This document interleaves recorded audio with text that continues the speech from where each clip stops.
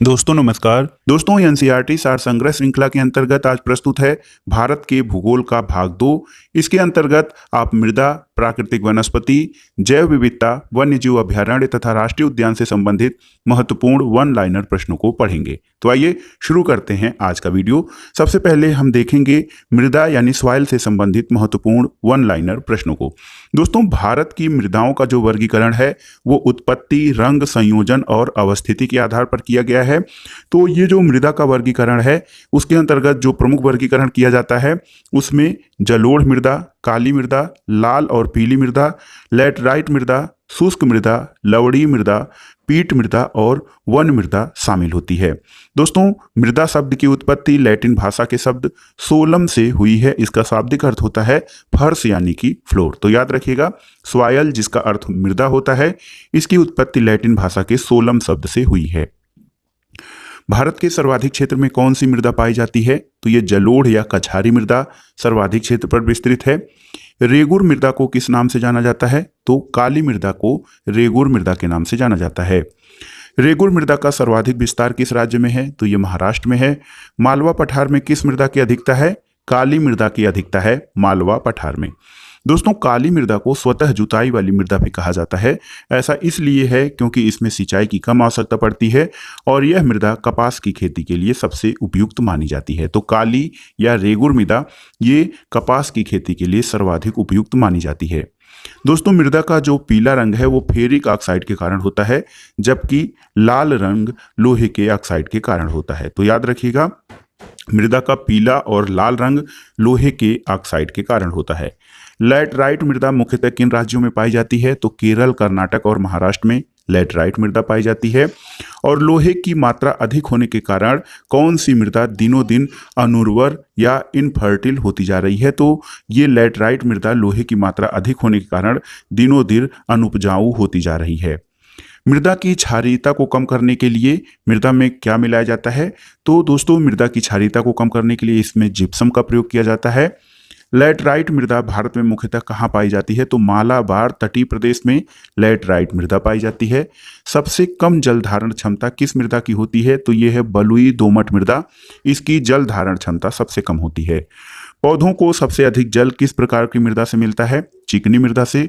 और मृदा की उर्वरता बढ़ाने के लिए कौन सी फसलें उगाई जाती हैं? ये हैं दलहनी फसलें जो कि मृदा की उर्वरता बढ़ाने के लिए उगाई जाती हैं।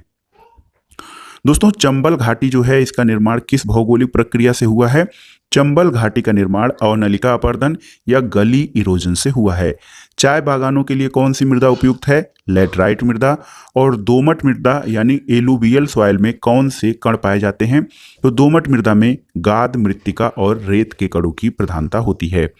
भारत की मृदाओं में किस सूक्ष्म तत्व की सर्वाधिक कमी है? तो ये जिंक तत्व की या जस्ता की कमी पाई जाती है। गंगा के मैदान की पुरानी जलोढ़ मृदा क्या कहलाती है? पुरानी जलोढ़ मृदा जो है बांगर कहलाती है और नई जलोढ़ मृदा उसको खादर कहा जाता है। अम्लीय या एसिडिक मृदा को कृषि योग्य बनाने के लिए किस खनिज का प्रयोग किया जाता है? लाइम या चूने का प्रयोग किया जाता है अम्लीय मृदा को कृषि योग्य बनाने के लिए। भारत में सर्वाधिक क्षारीय मृदा किस राज्य में पाई जाती है? तो उत्तर प्रदेश में सर्वाधिक क्षारीय मृदा पाई जाती है। लवणीय मृदा में नाइट्रोजन और चूने की मात्रा बहुत कम पाई जाती है। तो यदि ये प्रश्न पूछा जाए कि जो लवणीय मृदा है उसमें किन तत्वों की कमी पाई जाती है? तो दोस्तों नाइट्रोजन और चूने की अल्पता या कमी पाई जाती है। जैव मृदा या ऑर्गेनिक सॉइल का रंग नीला क्यों होता है? अम्लीय और फेरस आयरन के कारण जैव मृदा का रंग नीला होता है। पश्चिमी राजस्थान की मृदा में किस खनिज की अधिकता पाई जाती है? कैल्शियम की। मरुस्थलीय मृदा में किस पोषक तत्व का अभाव पाया जाता है? तो मरुस्थलीय मृदा में नाइट्रोजन का अभाव पाया जाता है। मृदा अपरदन को किस प्रकार रोका जा सकता है? तो सबसे महत्वपूर्ण जो तरीका है मृदा अपरदन को रोकने का वो है वनारोपण। पीएच मान पावर ऑफ हाइड्रोजन के अनुसार मृदा की प्रकृति किस प्रकार होती है? दोस्तों जिस मृदा का पीएच मान 1 से 6 होता है उसे अम्लीय मृदा कहा जाता है। 7 पीएच मान वाली मृदा को उदासीन या न्यूट्रल सॉइल कहा जाता है और 8 से 14 पीएच मान वाली मृदा को क्षारीय या एल्केलाइन सॉइल कहा जाता है। लाल और पीली मृदा अम्लीय प्रकृति की होती है जिसमें नाइट्रोजन, फास्फोरस और जैव पदार्थ यानी ह्यूमस की कमी होती है। प्राकृतिक वनस्पति यानी नेचुरल वेजिटेशन से संबंधित महत्वपूर्ण प्रश्न देखते हैं। तो दोस्तों, समूह 1 से लेकर समूह 16 तक कुल युग्म होते हैं और विभिन्न प्रकार के वन समूहों का वनावरण देखा जाए प्रतिशतता के आधार पर। तो जो समूह 1 है उष्णकटिबंधीय आर्द्र सदाबहार वन है, इनका प्रतिशत 2.92 है। समूह 2 में उष्णकटिबंधीय अर्ध सदाबहार वन पाए जाते हैं जो कि 13.79% क्षेत्रफल फैले हुए हैं। समूह 3 में उष्णकटिबंधीय जो है नम पर्णपाती वन पाए जाते हैं, 19.73% पर इसका विस्तार है। समूह 4 में तटीय और दलदली वन यानी लिटोरल एंड स्वैम्प फॉरेस्ट पाए जाते हैं, 0.69% क्षेत्र पर विस्तार है। समूह 5 में उष्णकटिबंधीय शुष्क पर्णपाती वन, ये सर्वाधिक बड़े क्षेत्र पर विस्तृत हैं। तो याद रखिएगा, उष्णकटिबंधीय शुष्क पर्णपाती वन जो है 41.87% पर इनका फैलाव पाया जाता है। समूह 6 में उष्णकटिबंधीय कांटेदार वन है 2.25% पर। समूह 7 में उष्णकटिबंधीय शुष्क सदाबहार वन है 0.13%। समूह 8 जो है वो उपोष्णकटिबंधीय चौड़ी पत्ती युक्त पर्वतीय वनों से संबंधित है, इनका विस्तार 2.69% है। और उपोष्णकटिबंधीय कोटधारी वन जो है ये 2.69% इनका विस्तार है। समूह 10 में उष्णकटिबंधीय शुष्क सदाबहार वन है 0.03% क्षेत्रफल पर। और माउंटेन आर्द्र समशीतोष्ण वन जो है वो 0.69% तथा हिमालयी समशीतोष्ण वन जो है 4.12%। हिमालयी शुष्क समशीतोष्ण वन जो है 0.84%। और समूह 14, 15 और 16 में उप अल्पाइन और अल्पाइन वन पाए जाते हैं जो कि 2.55 क्षेत्रफल पर विस्तृत हैं। दोस्तों, सबसे कम जो वनों का विस्तार है वो देखिए, जो सबसे कम वन विस्तार है वो है समूह 10 उपोष्णकटिबंधीय शुष्क सदाबहार वन 10.03 क्षेत्रफल। और सर्वाधिक जो है समूह 5 के वनों का विस्तार है उष्णकटिबंधीय शुष्क पर्णपाती वन 41.87% पर। भारत के सर्वाधिक बृहद क्षेत्र में किस प्रकार के वन पाए जाते हैं? तो उष्णकटिबंधीय शुष्क पर्णपाती वन। उष्णकटिबंधीय सदाबहार वन क्षेत्र में औसत वर्षा कितनी होती है? 200 सेंटीमीटर। और भारतीय वनस्पति सर्वेक्षण यानी बॉटेनिकल सर्वे ऑफ इंडिया का संस्थापक सर जॉर्ज किंग थे और इसकी स्थापना 13 फरवरी 1890 को हुई थी। भारत में सिनकोना वृक्ष कहाँ पाया जाता है? दार्जिलिंग में। दार्जिलिंग याद रखिएगा पश्चिम बंगाल में स्थित है।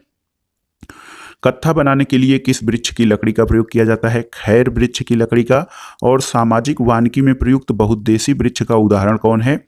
खेजड़ी या खेजड़ी को सामाजिक वानिकी के अंतर्गत बहुउद्देशीय वृक्ष कहा जाता है।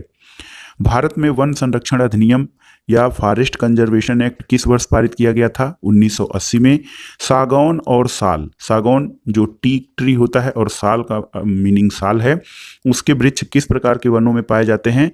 तो सागौन और साल उष्णकटिबंधीय आर्द्र पर्णपाती वनों में पाए जाते हैं। पश्चिमी हिमालय की शीतोष्ण पेटी में देवदार वृक्षों का बाहुल्य पाया जाता है। तो याद रखिएगा, देवदार वृक्षों का बाहुल्य पश्चिमी घाट की शीतोष्ण पेटी में पाया जाता है। बांस यानी बैम्बू की कौन सी प्रजाति छत्तीसगढ़ में सर्वाधिक पाई जाती है? ये है लाठी बांस। अगला प्रश्न है, लंबी जड़ों और नुकीले कांटों अथवा सूल युक्त झाड़ियों और लघु वृक्षों वाले वन सामान्यतः कहाँ पाए जाते हैं? राजस्थान में। और संयुक्त राष्ट्र खाद्य कृषि संगठन की नवीन रिपोर्ट के अनुसार वास्तविक स्तर पर वन क्षेत्रों में सर्वाधिक वृद्धि भारत में विश्व के कौन सा स्थान है? तो 8वां स्थान प्राप्त है। दोस्तों, भोजपत्र भुर्ज वृक्ष कहाँ पर पाया जाता है? तो भोजपत्र या भुर्ज वृक्ष ये हिमालय में पाया जाता है। पलास, जिसका कि वानस्पतिक नाम ब्यूटिया मोनोस्पर्मा है, इसके वृक्ष को जंगल की आग भी कहा जाता है। तो पलास दोस्तों उत्तर प्रदेश का जो है राजकीय फूल भी है पलास, और इसके वृक्ष को जंगल की आग कहा जाता है। भारत के किस राज्य में सागौन के वन पाए जाते हैं? तो मध्य प्रदेश में सागौन के वन पाए जाते हैं। और समुद्र तल से सर्वाधिक ऊंचाई पर पाए जाने वाला वृक्ष कौन सा है? यह है देवदार वृक्ष। चिपको आंदोलन के प्रणेता कौन थे? सुंदरलाल बहुगुणा। और भारतीय वन सर्वेक्षण यानी फॉरेस्ट सर्वे ऑफ इंडिया की स्थापना कब की गई थी? 1 जून 1981 को भारतीय वन सर्वेक्षण की स्थापना की गई थी। भारत में मैंग्रोव वनस्पति कितने क्षेत्रफल में विस्तृत है? तो लगभग 5000 वर्ग किलोमीटर यानी 4975 वर्ग किलोमीटर में मैंग्रोव वनस्पति विस्तृत है। भारतीय वन प्रबंधन संस्थान यानी Indian institute of forest management IIFM की स्थापना 1982 में भोपाल में की गई थी। तो याद रखिएगा, भारतीय वन प्रबंधन संस्थान भोपाल में स्थित है। भारत के कुल 8 वनस्पति क्षेत्र हैं, बॉटेनिकल जोन्स भारत में। इनको देख लेते हैं आइए। पहला है कि पश्चिमी हिमालयी क्षेत्र, कश्मीर से कुमायूं तक इसका विस्तार है और इसमें शीतोष्णकटिबंधीय भाग में चीड़, देवदार, शंकुधारी वृक्ष यानी कोनीफर मौले, चौड़ी पत्ती वाले शीतोष्ण वृक्ष, और अल्पाइन क्षेत्र में यानी शीतोष्ण से ऊपरी सीमा में श्वेत देवदार, श्वेत भोज वृक्ष और सदाबहार वृक्ष पाए जाते हैं। दूसरा क्षेत्र है पूर्वी हिमालयी क्षेत्र, जिसका विस्तार सिक्किम से दार्जिलिंग तक है। इसमें शीतोष्ण क्षेत्र में ओक, जायफल, द्विफल और बड़े फूलों वाले सदाबहार वृक्ष और छोटी बेंत के जंगल पाए जाते हैं।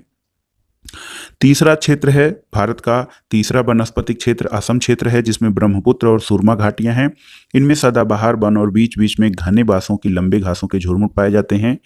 सिंधु का मैदानी क्षेत्र जो है, इसका विस्तार पंजाब, पश्चिमी राजस्थान और उत्तरी गुजरात के मैदान है। यह क्षेत्र जो है शुष्क और गर्म है। इसमें कटीले वन और झाड़ियां मिलती हैं। पांचवा वनस्पतिक क्षेत्र जो है वो गंगा का मैदानी भाग है, जिसका विस्तार कछारी मैदान तक है। इसमें गेहूं, चावल और गन्ने की खेती होती है। दक्कन क्षेत्र भारतीय प्रायद्वीप समग्र भूमि है। इसमें पतझड़ वाले वृक्षों के जंगलों से लेकर तरह तरह की जंगली झाड़ियां हैं। सातवां वनस्पति क्षेत्र जो है वो प्रायद्वीपीय तट है, जिसमें घने जंगलों के अतिरिक्त व्यापारिक फसलें पाई जाती हैं, जैसे नारियल, सुपारी, काली मिर्च, काफ़ी, चाय, रबर, काजू इत्यादि। तो मालाबार क्षेत्र जो है आर्थिक दृष्टि से जो मसाले और हमारे खाद्य में यूज होने वाले सामग्रियां हैं उनके लिए बहुत ही महत्वपूर्ण है। और आठवां वनस्पति क्षेत्र अंडमान क्षेत्र है। इसका विस्तार अंडमान द्वीप तक है। इसमें सदाबहार, अर्ध सदाबहार, कच्छ वनस्पति, समुद्र तटीय और अपलावी जंगलों की अधिकता है। अगला देखते हैं दोस्तों भारत के प्रमुख वानिकी शोध संस्थान। तो forest research institute Dehradun Uttarakhand में स्थित है। इसकी स्थापना 1906 में की गई थी।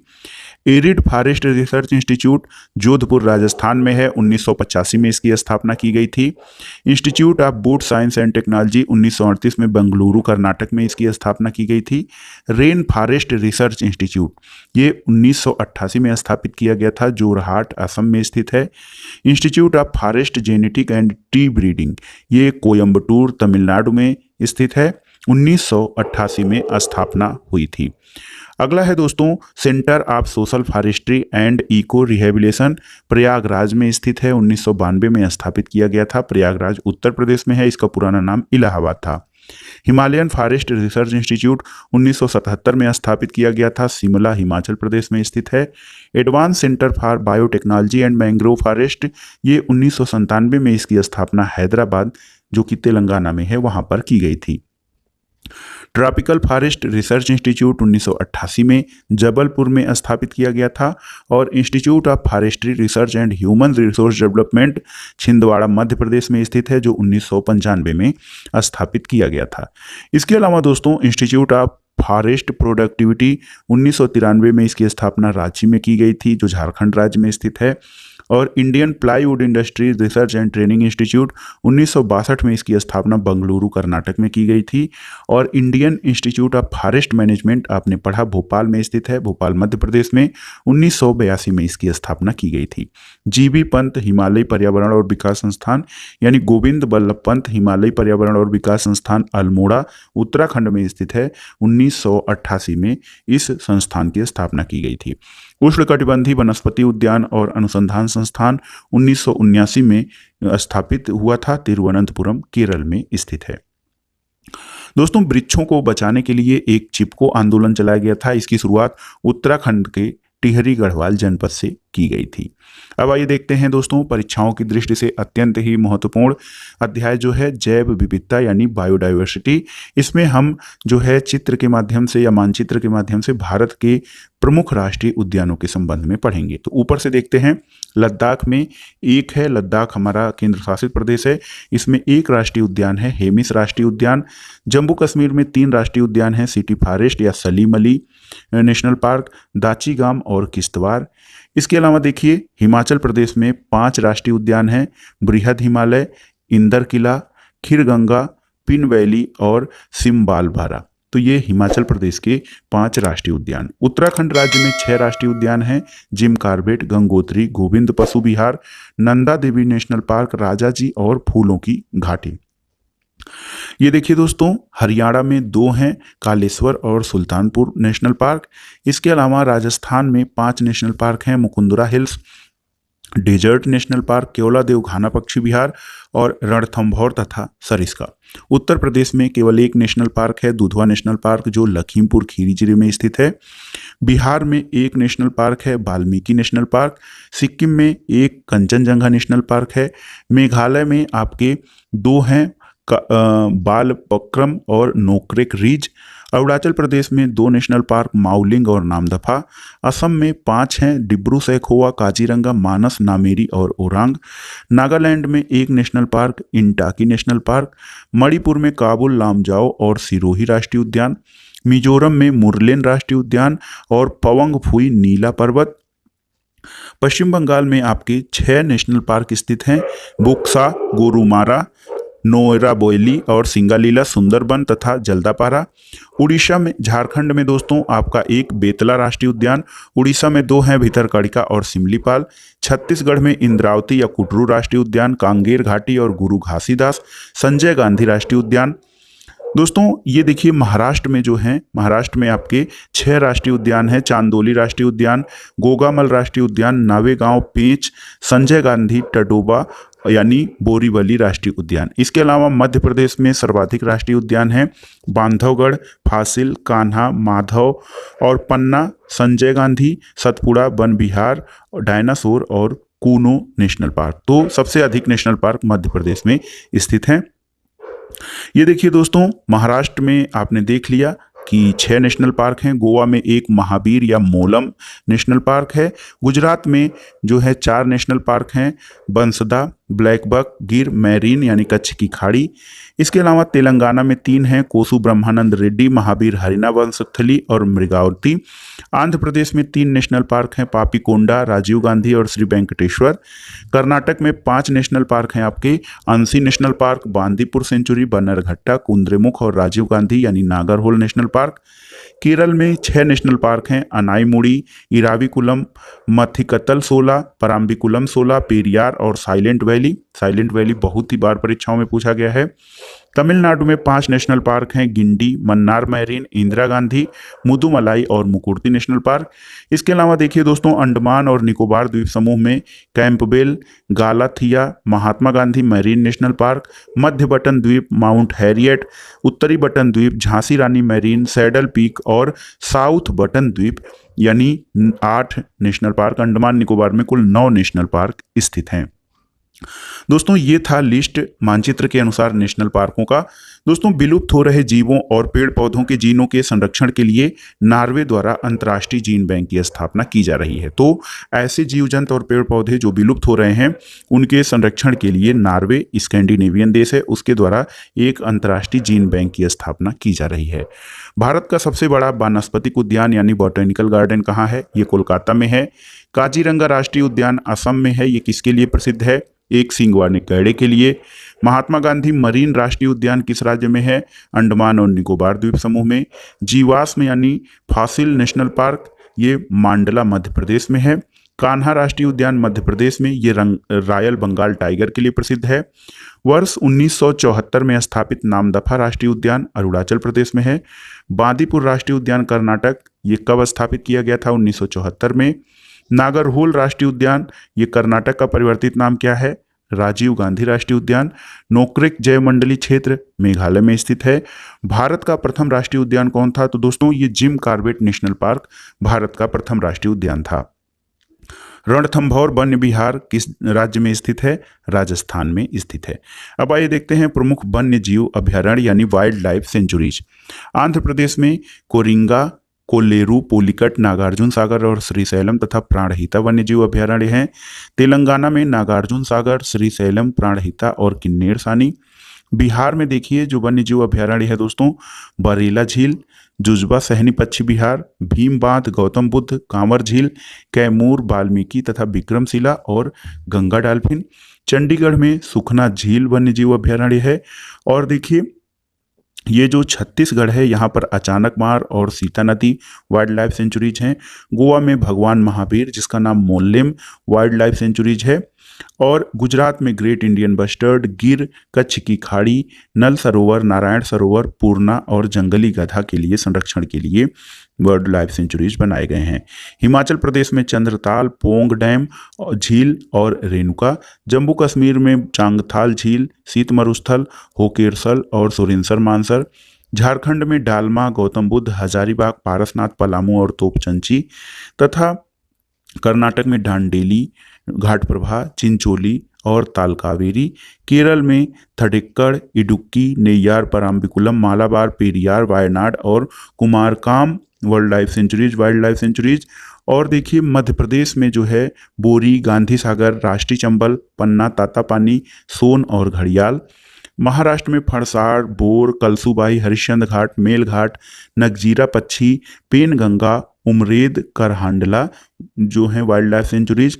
उड़ीसा में भितरकनिका, चिल्का, गाहिर माथा, नंदनकानन, सतकोसिया गार्ज, सिमलीपाल ये स्थित हैं। पंजाब में हरिके झील है। राजस्थान में माउंट आबू, सरिस्का, जवाहर सागर, राष्ट्रीय चंबल और वन विहार स्थित हैं। तमिलनाडु में जो वर्ल्ड वाइल्ड लाइफ सेंचुरीज हैं वो उसमें कोडई कनाल, नेल्लई, पॉइंट कैलिमर, पुलिकट झील, सत्यमंगलम, कल्लकड़, गांधी सागर, इंदिरा गांधी तथा वेदाथंगल वर्ल्ड लाइफ सेंचुरीज हैं। उत्तर प्रदेश में बखिरा, कैमूर, महावीर स्वामी, राष्ट्रीय चंबल, ओखला पक्षी विहार तथा पटना पक्षी विहार स्थित हैं। दिल्ली में Asola Bhatti, Indira Priyadarshini wildlife sanctuaries. Arunachal Pradesh में पखुई, सेसा और आर्किड। असम में दीपोर बिल, पूर्वी कार्बी आंगलांग और लोवाखुआ। मिजोरम में डम्फा और थोरांटलाग। सिक्किम में किताम और पंगोलखा। त्रिपुरा में गुमटी और सिपाहीजाला। नागालैंड में फाकिम वाइल्ड लाइफ सेंचुरीज और उत्तराखंड में केदारनाथ वाइल्ड लाइफ सेंचुरीज स्थित है। दोस्तों भारत का प्रथम गिद्ध प्रजनन केंद्र विलुप्त हो रहे गिद्धों के संरक्षण और बचाव के लिए पिंजौर हरियाणा में स्थापित किया गया है, जबकि दूसरा राजभटखावा पश्चिम बंगाल में स्थित है। तो भारत में गिद्ध प्रजनन केंद्र पिंजौर हरियाणा और राजभटखावा पश्चिम बंगाल में स्थित हैं। सिमलीपाल वन्यजीव अभयारण्य उड़ीसा राज्य के किस जिले में है? ये मयूरभंज जिले में। भरतपुर पक्षी विहार राजस्थान में भारत में साइबेरियन सारस के लिए प्रसिद्ध है। इसे केवला देवघाना पक्षी विहार के नाम से भी जाना जाता है। संयुक्त राष्ट्र संघ द्वारा जैव विविधता दशक किसे घोषित किया गया? 2011 से 2020 को। बांधवगढ़ राष्ट्रीय उद्यान मध्य प्रदेश में है। इसकी स्थापना कब की गई? 1968 में। और एकमात्र अभयारण्य या सेंचुरी जहां पर कश्मीरी स्टैग पाया जाता है वो है दाची-गाम राष्ट्रीय उद्यान जम्मू कश्मीर में। जंगली गधा या वाइल्ड एस कहाँ पाया जाता है? कच्छ के रण में। शेर की पूंछ वाला मकाऊ मुख्यतः कहाँ पाया जाता है? ये साइलेंट वैली राष्ट्रीय उद्यान केरल में पाया जाता है। मुदुमुलाई पशु विहार किन दो राज्यों की सीमा पर है? कर्नाटक और केरल। दोस्तों केरल में पेरियार राष्ट्रीय उद्यान है जो कि हाथी अभयारण्य और बाघ अभयारण्य के लिए जाना जाता है। मानस वन्यजीव विहार कहाँ पर स्थित है? तो काजीरंगा और मानस जो हैं ये असम में स्थित हैं। विश्व का एकमात्र तैरता हुआ राष्ट्रीय उद्यान यानी फ्लोटिंग नेशनल पार्क कौन सा है? केबुल लामजाओ मणिपुर में स्थित है। अब आइए देखते हैं महत्वपूर्ण पर्यावरणीय दिवस। राष्ट्रीय विज्ञान दिवस 28 फरवरी, विश्व वानिकी दिवस 21 मार्च को, विश्व जल दिवस 22 मार्च को, विश्व मौसम विज्ञान दिवस 23 मार्च को, अर्थ आवर दिवस मार्च के अंतिम शनिवार को मनाया जाता है। विश्व स्वास्थ्य दिवस 7 अप्रैल को, पृथ्वी दिवस प्रतिवर्ष 22 अप्रैल को और विश्व जैव विविधता दिवस 22 मई को। पृथ्वी दिवस 22 अप्रैल, विश्व जैव विविधता दिवस यानी बायोडाइवर्सिटी डे 22 मई को, तंबाकू मुक्ति दिवस 31 मई को और विश्व पर्यावरण दिवस 5 जून को मनाया जाता है। विश्व जनसंख्या दिवस दोस्तों 11 जुलाई को, विश्व बाघ दिवस 29 जुलाई, विश्व ओजोन दिवस तो ओजोन संरक्षण दिवस 16 सितंबर को, विश्व गैंडा दिवस 22 सितंबर, विश्व खाद्य दिवस 16 अक्टूबर को, संयुक्त राष्ट्र दिवस 24 अक्टूबर 1945 को इसकी स्थापना हुई थी। विश्व पर्यावरण संरक्षण दिवस 25 नवंबर, याद रखिएगा 25 नवंबर विश्व पर्यावरण संरक्षण दिवस।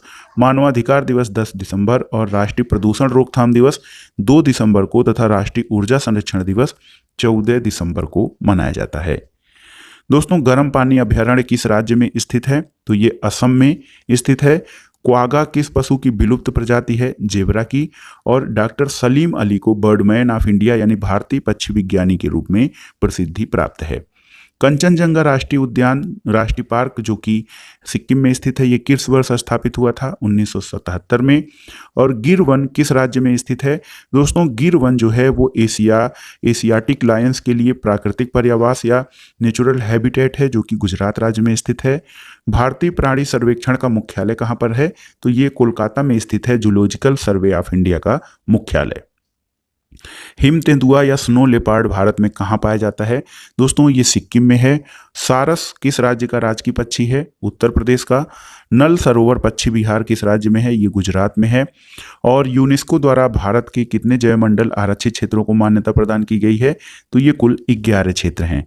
दोस्तों गुजरात के कच्छ के रण में स्थित एशिया के सबसे बड़े घास के मैदान को किस नाम से जाना जाता है? बन्नी घास भूमि या बन्नी ग्रासलैंड।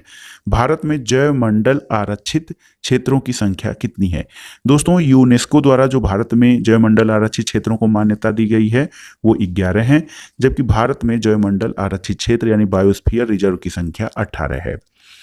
राष्ट्रीय बाघ संरक्षण प्राधिकरण, नेशनल टाइगर कंजर्वेशन अथॉरिटी जो है, इसकी स्थापना 1973 में हुई थी और इसका उद्देश्य बाघों का सर्वांगीण संरक्षण करना था।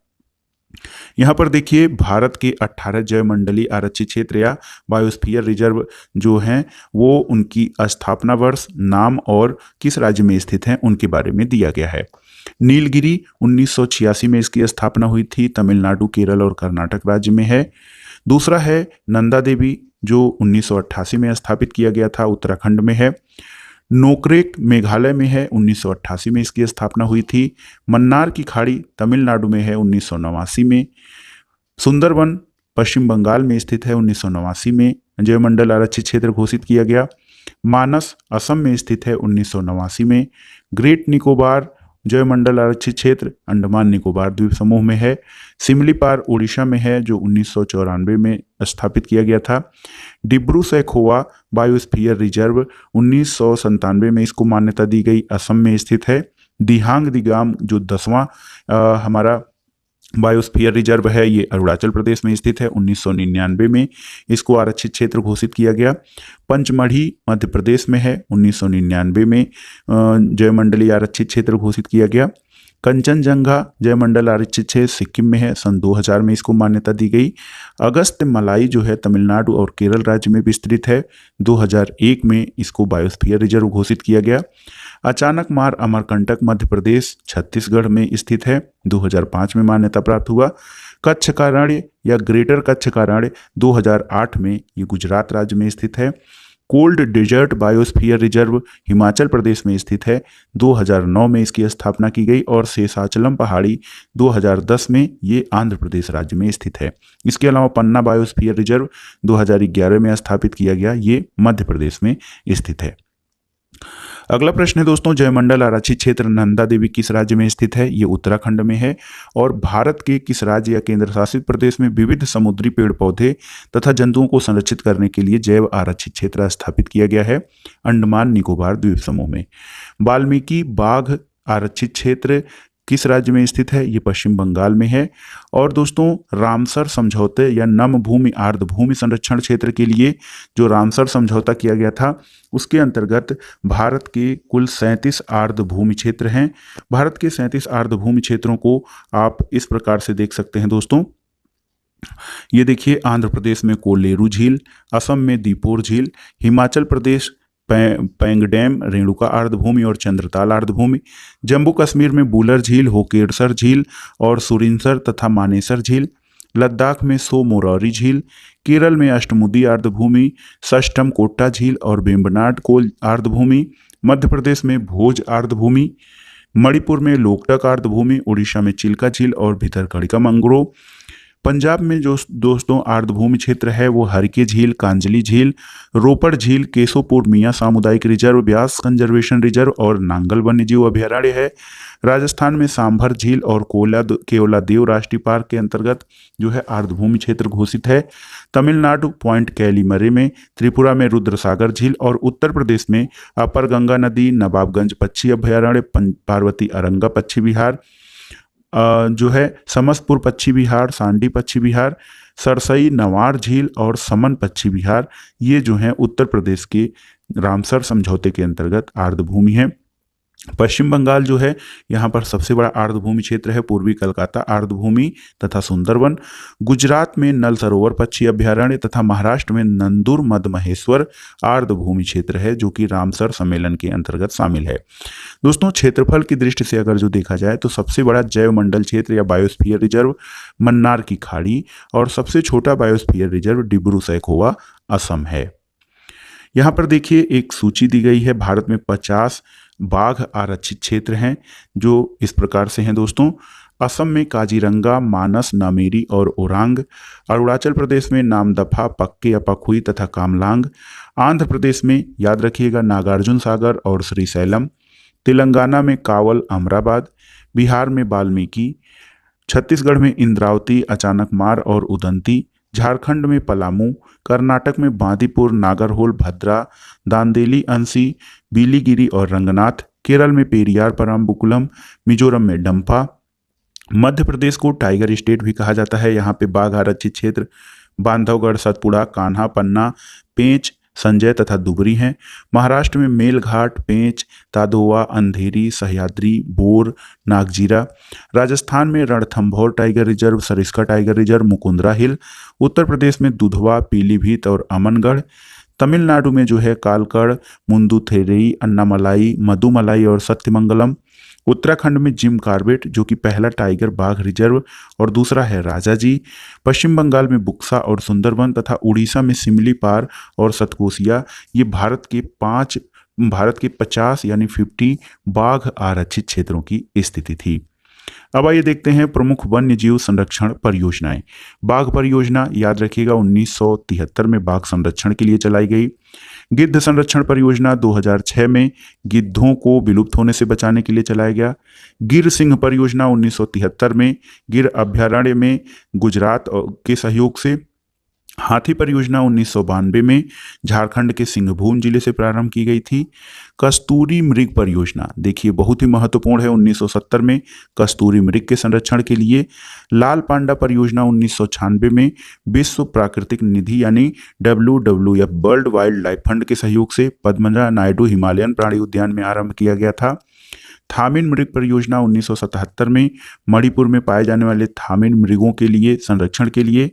कछुआ संरक्षण परियोजना 1975 में उड़ीसा के भीतरकनिका में पाए जाने वाले ओलिव रिडले कछुआ तथा ये जो कछुए की प्रजाति है दक्षिणी अमेरिकी कछुए की प्रजाति है। गैंडा परियोजना 1987 में एक सींग वाले गैंडे के संरक्षण के लिए। असम के मानस अभ्यारण्य और काजीरंगा वन्य उद्यान तथा पश्चिम बंगाल का जल्दापारा अभ्यारण्य गैंडों के लिए मुख्य शरण स्थली है। घड़ियाल प्रजनन परियोजना 1975 में भारत सरकार ने जो है उड़ीसा से यह परियोजना प्रारंभ की। इसका विस्तार कुकरेल, लखनऊ में, राजस्थान, मध्य प्रदेश, महाराष्ट्र, अंडमान, असम, बिहार और नागालैंड में भी किया गया है। तो ये भारत में प्राणियों या जो है वन्य जीव संरक्षण के लिए महत्वपूर्ण परियोजनाएं थी। दोस्तों एक फैक्ट है आपके लिए, प्रवाल भित्तियां जो हैं वो 60 से 70 मीटर तक गहरे स्वच्छ या कम लवणीय जल में 20 डिग्री सेल्सियस से 21 डिग्री तापमान वाले क्षेत्र में पाई जाती हैं। तो ये था आज का वीडियो। आपको कैसा लगा हमें कमेंट बॉक्स में जरूर बताइएगा। वीडियो देखने के लिए धन्यवाद दोस्तों, नमस्कार।